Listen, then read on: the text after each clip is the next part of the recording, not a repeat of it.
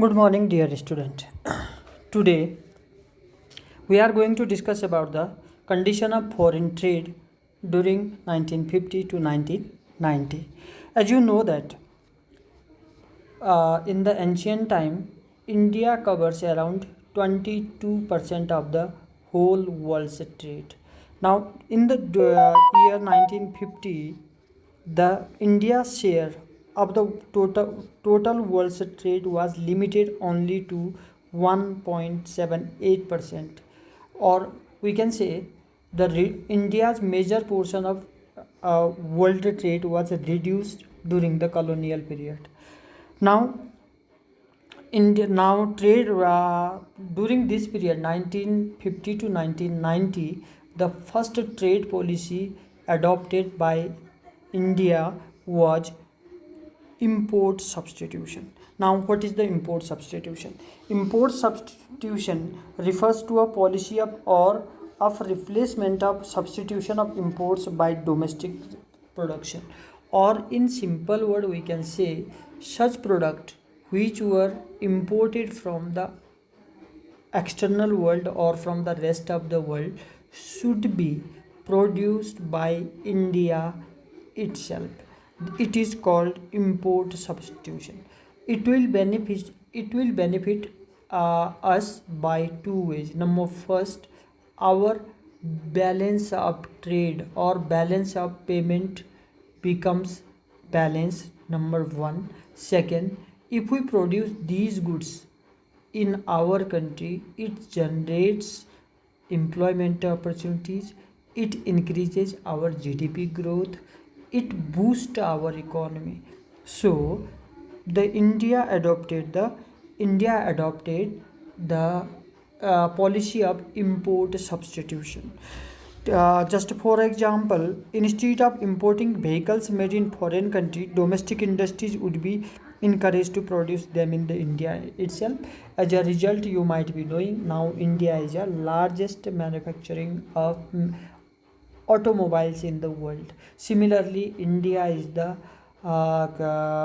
having large pharmaceutical and based companies in India, and these are the result of import substitution. Now, second policy, that is imports through tariffs and quotas. Now, what are the tariffs? Tariffs refers to the tax levied on imported goods. The basic aim for imposing heavy duty on imported goods was to make them uh, make them make them more expensive and discourage their use. For example, during this period, for automobile industry, if a Indian person want to import the car from the foreign country, he or she have to pay 120% tax to the government.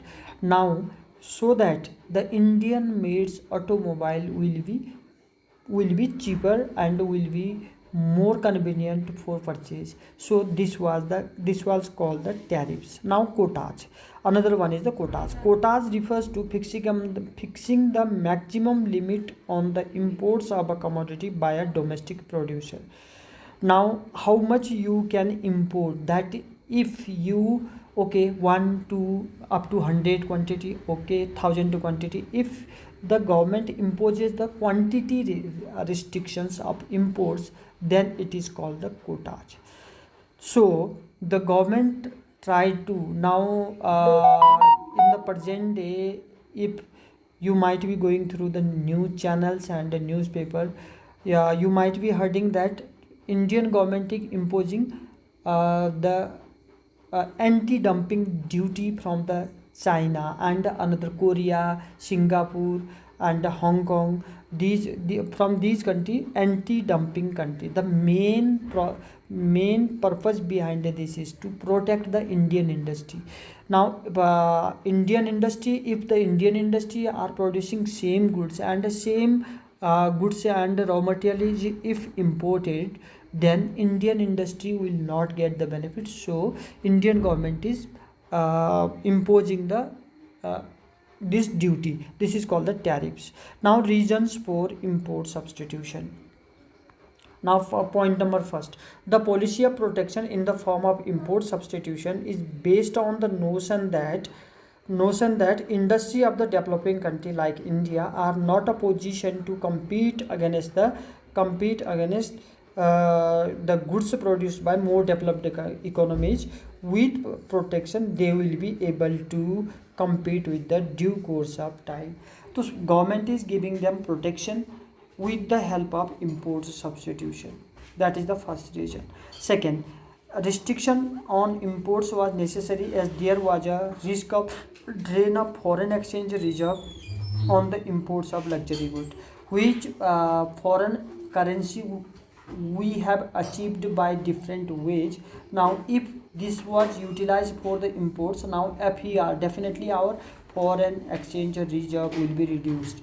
So for this purpose import substitution was imposed. This was the major policy imposed by Indian government during this period. Now conclusion or critical appraisal of industrial policy during this period. Number first, the proportion of GDP contributed by industrial sector increased in the period from 11.8% to 24.6% in 1990 and 1951. Now you first positive sign that is shown in this period was the population engaged in the secondary sector or the industrial sector increased from 11.8% to 24.6%. And this rise in industry's share of GDP is an important indicator of development. The 6% annual growth rate of industrial sector during the period is also admirable. We achieved from 1950 to 1990, we achieved the growth rate of 6% per annum of the industrial sector. That is also good sign of the growth of this period. Second, Indian industry was no longer restricted to cotton, textile and jute. Earlier, and we are the major producer of cotton, textile, jute, iron and steel, and some we are specialized in the some of the industries during the before 1947, or we can say during the colonial period. It also included engineering goods and a wide range of consumer goods. The industrial sector became well diversified by 1990, and we now started producing all over the goods, means each and every item, either it's a consumer goods or it's a capital goods or it's a machinery or it's a raw material or it's a furnished good, largely due to the public sector. But remember, the role of the public sector was the main. Third, the promotion of small scale industries. The promotion of small scale industry gave opportunity to the people with small capital to get into business.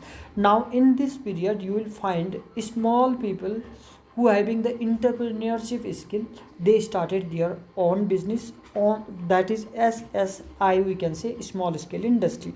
New investment opportunities helped in generating more employment. As you know, SSIs provide more employment opportunity than the medium and large industries. Protection from the foreign competition. Import substitution and tariffs and quotas help the Indian industry from the protection from the competition of external world. And now lack of competition, this is the negative point. Due to the restriction on imports, some domestic producer made no sincere efforts improve the quality of their goods, and hence it is forced the Indian consumer to purchase whatever is produced by them.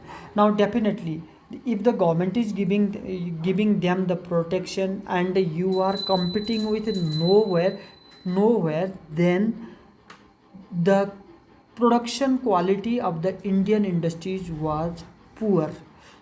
So gradually it is increased. The domestic industry failed to achieve international standard. The quality standard of the Indian goods were comparatively less in comparison of the international standard. Now licensing policy, next negative point. For each and every economic activity, you have to take the permission from the government. That is called the licensor system or licensing policy. Licensing simply means you have to take the permission.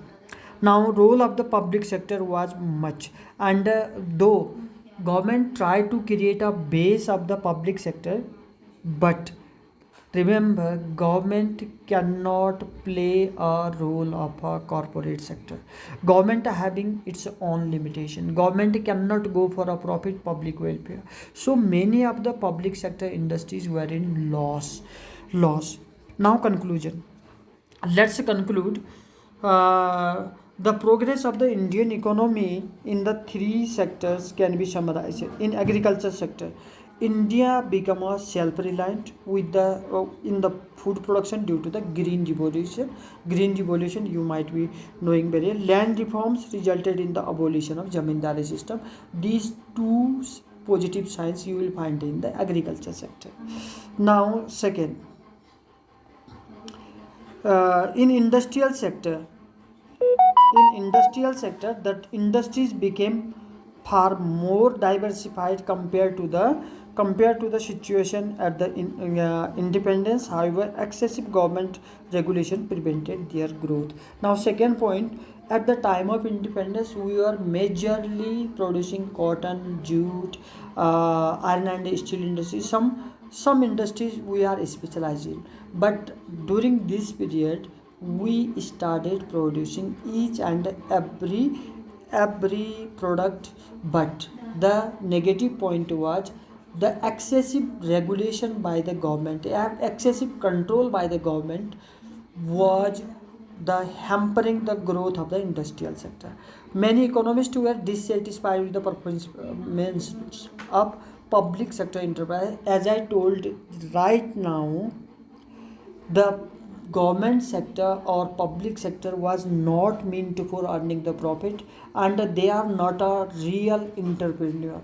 Real entrepreneur are the private corporate sector, and which cannot be growth due to the excessive excessive excessive control by the government. Now in tertiary sector or trade sector, our policies were inward oriented. We are not extrovert. We have to look in what the world wants from us. We are not looking that what we want to produce, and what we want to means produce in our country. What should we not import in our country? That was the main focus during this period. The domestic producer were protected against the foreign. Now domestic traders also, with the help of tariffs and quotas, the protection was given. This was the end of the chapter number 2, and I hope on Wednesday I will take the class test of the first chapter. Then maybe on Thursday or Friday I will take the test of this chapter, and from tomorrow we will start the new chapter, that is chapter number 3. And thank you. Have a nice day.